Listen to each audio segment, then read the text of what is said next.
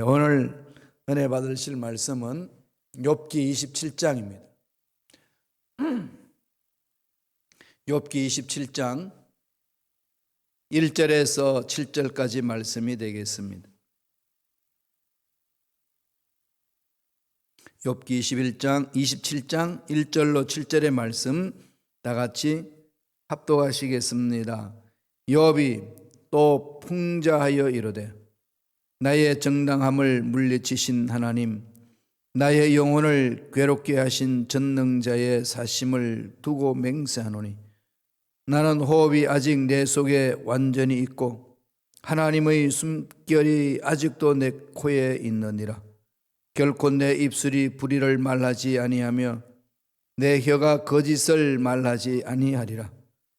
나는 결코 너희를 옳다 하지 아니하겠고 내가 죽기 전에는 나의 온전함을 버리지 아니할 것이라. 내가 내 공의를 굳게 잡고 놓지 아니하리니 내 마음이 나의 생애를 비웃지 아니하리라. 나의 원수는 악인같이 되고 일어나 나를 치는 자는 불의한 자같이 되기를 원하노라. 아멘.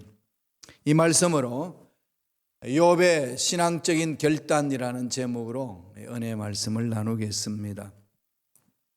그동안 욥과 세 친구들이 논쟁을 해왔지요. 욥의 고난에 대해서 자기 나름대로 분석하고 해석하고 욥을 권면하는데 그 권면하는 내용이 욥을 오히려 궁지로 몰아넣습니다.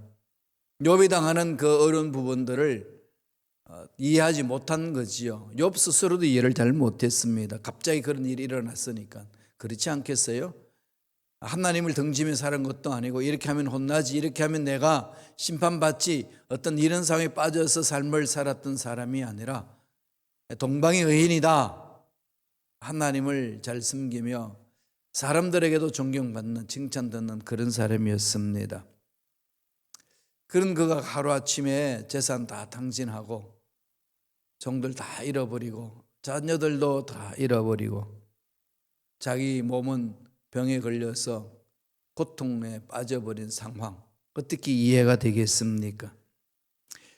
그랬던 욥이 정말로 그냥 힘든 상황 속에 빠져있는 욥이 친구들이 와가지고 권면하는 말을 듣고 붕괴하기도 하고 차라리 내가 태어나지 않았으면 좋았을 뻔했는데 이런 모습을 내가 보는구나.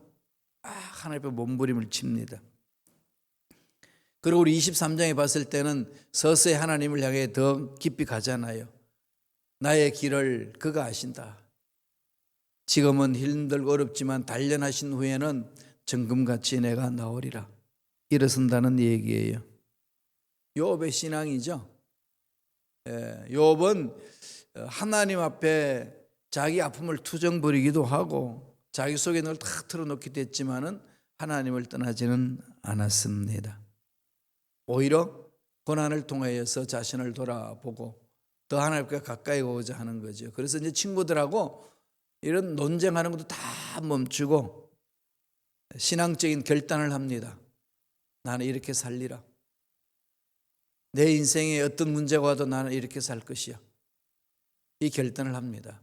참 위대한 결단을 해요. 그 신앙적인 결단을 다 같이 한번 말씀을 통해 살펴보겠습니다.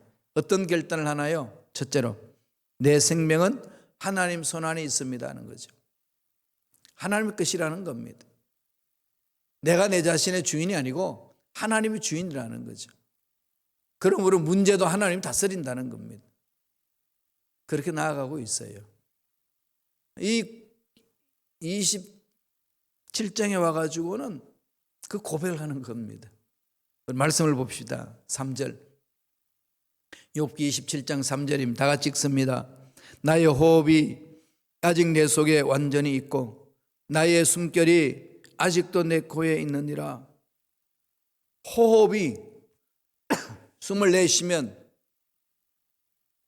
그 내쉬는 숨이 멀리 도망가 버리고 안 들어오면 어떻게 될까요? 생명 끝나는 거죠. 그래서 여러분 숨을 이렇게 내뱉고 다시 숨이 내 속에 들어오는 것은 신비잖아요. 그냥 너무 자연스러워서 그냥 아무 생각 없이 숨 쉬시죠. 마음 놓고 이렇게 숨 쉰다는 조차도 모르고 숨을 쉬고 있는 게 건강한 자만이 느낄 수 있는 거잖아요. 몸이 아프고 힘들면 숨쉬기조차도 힘들잖아요. 욥은 정말로 숨이 답답하고 호흡이 끊길 수 있는 상황에 빠졌는데 고백합니다. 내 호흡이 아직 내 속에 완전히 있다. 그리고 하나님의 숨결이 아직도 내 코에 있다. 죽을 수밖에 없는 상황에 빠져 있지만은 정말로 절망이고 절망의 위기 속에 빠진 상황이라 할지라도 너희들이 나를 그렇게 공격해 혼난다 할지라도 아직 나 살아있다 이거죠. 왜? 내 생명 주인 하나님이시니까. 이게 당당한 거죠. 하나님 내 인생의 주인이십니다. 주인이신 하나님이 책임져 주십니다. 이것 말고 답이 있나요? 힘들고 어렵다고 죽는다고 문제 해결되나요? 그랬으면 좋겠어요. 그럼 죽어버리면 되니까. 뭐 이꼴 저꼴 안 보고 그냥 죽어버리면 되잖아요. 그런데 우리 인생이 죽는다고 다 끝나는 게 아니라는 겁니다. 나라는 존재가 영원히 사는 거예요. 지옥에서 영원히 살든지 천국에서 영원히 살든지 어떤 모습이든지 영원히 사는 존재입니다. 하나님의 형상대로 지음받은 인간이. 그러니까 내가 살아있다는 것 하나님의 은혜요. 하나님의 계획이 있다는 거죠. 내 것은 하나님의 것입니다. 고백하는 겁니다. 그래서 이 고난에 대해서 바라보는 눈이 이제 완전히 바꿔버리죠. 숨결 이러니까 어디서 많이 봤죠. 창세기 2장 7절에 나오잖아요. 한번 보고 가실까요?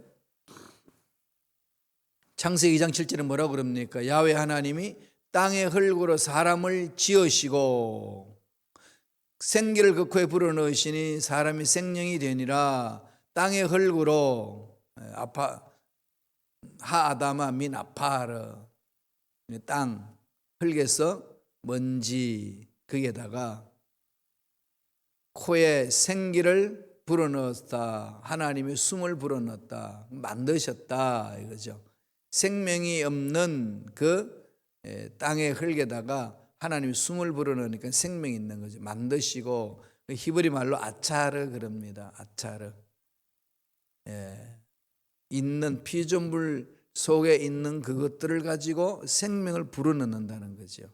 하나님 그러시는 분이잖아요. 그래서 죽은 자도 살리시는 거예요. 내 영혼이 죽고 내 꿈이 죽고 내 의지가 죽고 내 직장이 죽고 사업장이 죽고 이런 것을 살려내신 하나님.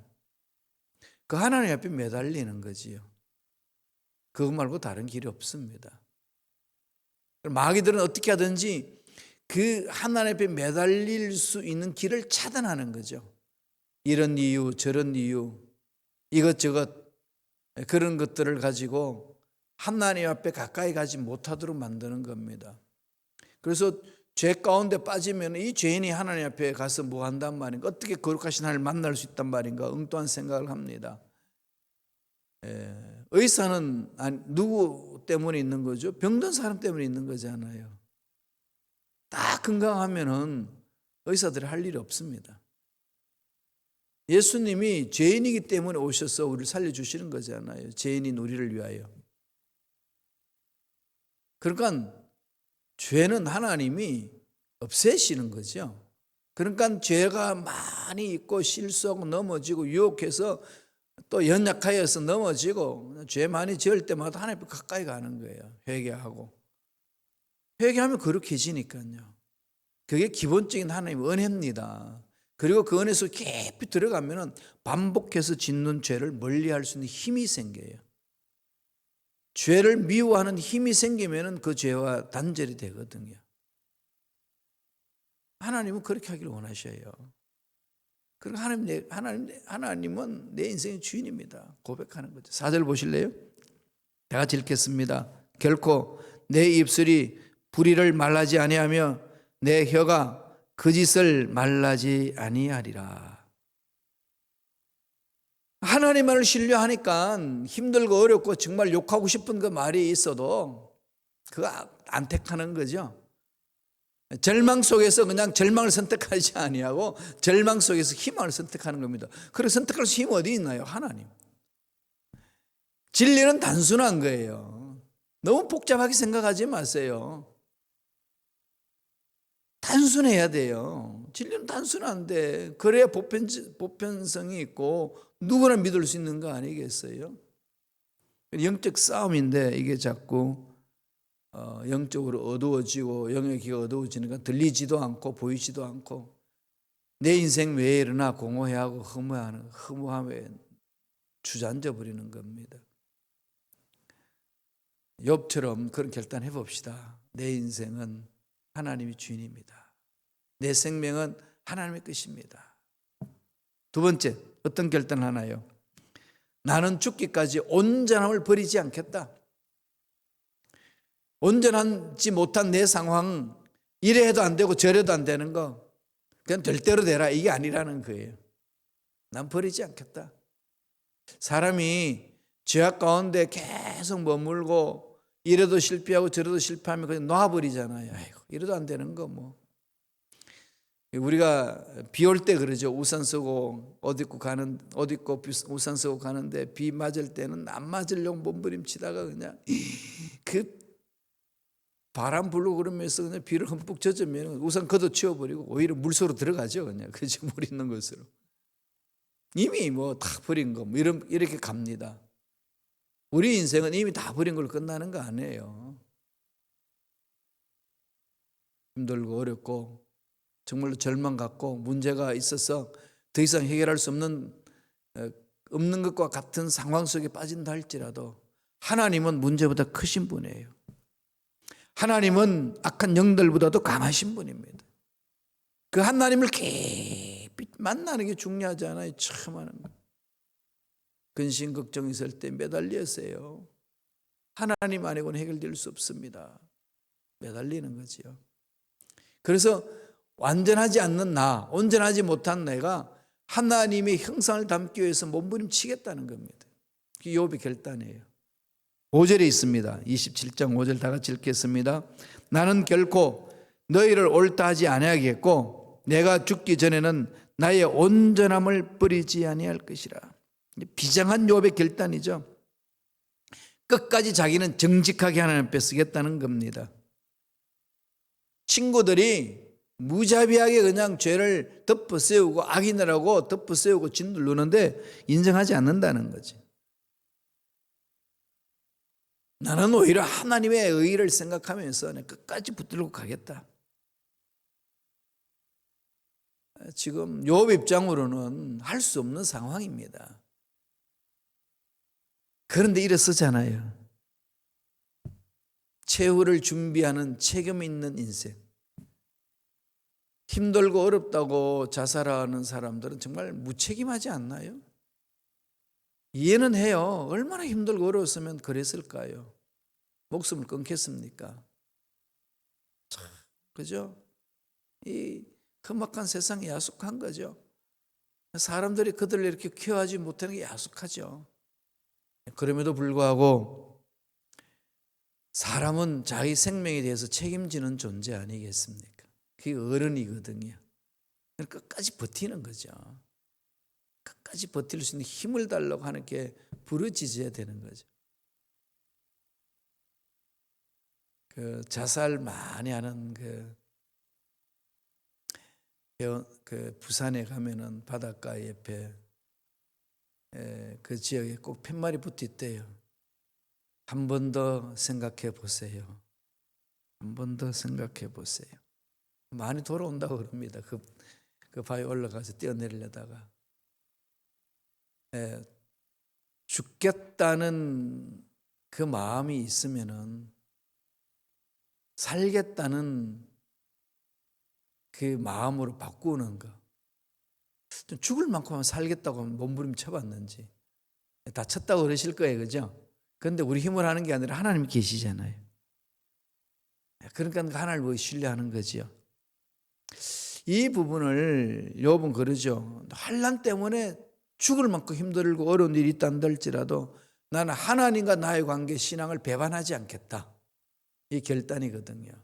욥의 결단입니다. 13장 15절에 보면은 욥은 이렇게 말합니다. 한번 보실래요? 욥기 13장 15절 다 같이 읽겠습니다.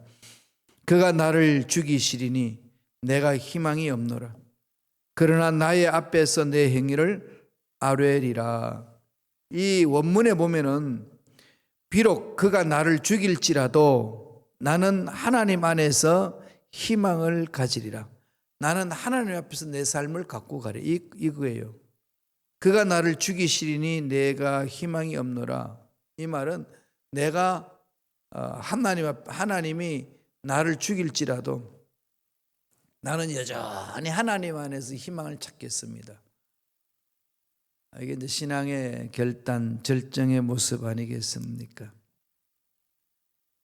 설사 하나님이 날 버리신다 할지라도 나는 하나님의 말씀을 붙들고 살겠습니다. 하나님이 나를 놓아버린다 할지라도 나는 하나님의 말씀을 붙들고 살겠습니다. 이 결단하고 있는데 하나님이 버리시겠어요? 하나님이 속 놓겠어요? 붙드시는 거죠. 딱 붙들어 주십니다. 강하게 붙들어 주시거든요. 에돔 땅에 사는 욥이라는 사람, 이러면서 동방의 의인이다, 순전하고 정직하여서 하나님을 경외하고 악에서 떠난 자다. 성경은 이렇게 욥기의 1장에서부터 시작합니다.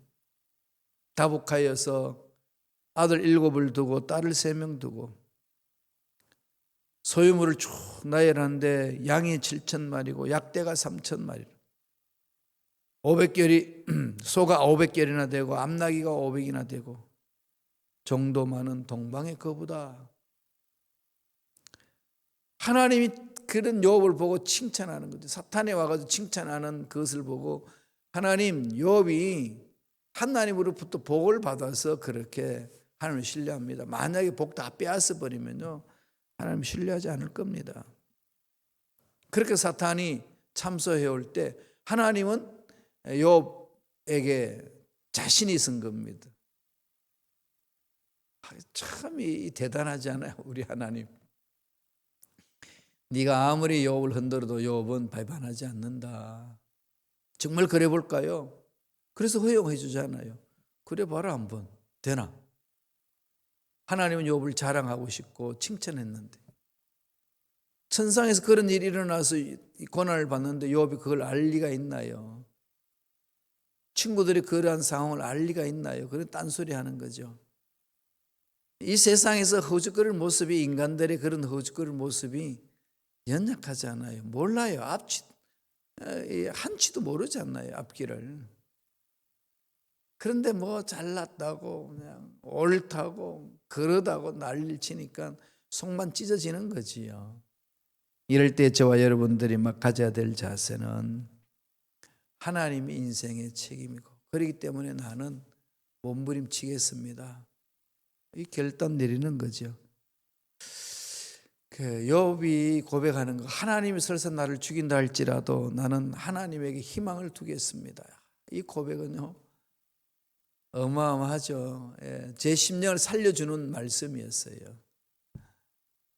상황이 절망적이고 힘들고 어려운 상황에 놓여진다 할지라도 나는 하나님께 희망을 두겠습니다. 이것은 죽어도 하나님의 것이요 살아도 하나님의 것입니다. 고백하는 거잖아요.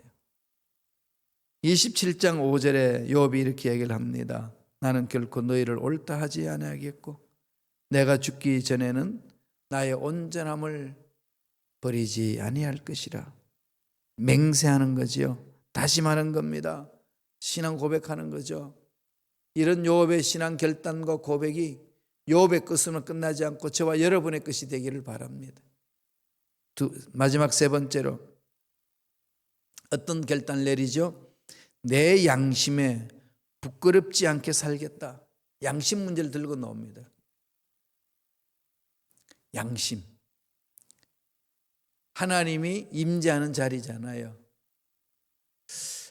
양심이라는 것이 어디에 있을까요? 마음은 이 레버, 심장, 이 심장을 가지고 마음이라고 표현을 했어요. 생명의 근원, 여기서 피를 다 공급해 주잖아요. 그리고 암기도 하고 그러지 않습니까? 그 다스리는 거죠. 그건 됐는데 양심은 어디에 있을까요? 양심. 히브리인들은 양심을 신장 부분을 가지고 얘기하면 내장에 있는 신장, 킬야.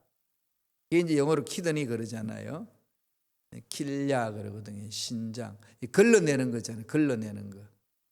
신장이 고장 나면 몸이 붓고 그렇게 해서 살 수 없는 거죠. 이 신장이 중요하거든요. 걸러낸다. 그래서 이 부분을 가지고 양심이라고 얘기를 해요. 양심이라고 하는 걸 보면은 신장, 킬야를 얘기를 하는 겁니다. 가끔 킬야도 마음으로 우리 성경에서 번역하기도 합니다만은 좀 구분이 있죠. 그러니까 히브리인들의 그 내장 부분을 가지고 마음, 신장, 양심 이렇게 표현을 했어요.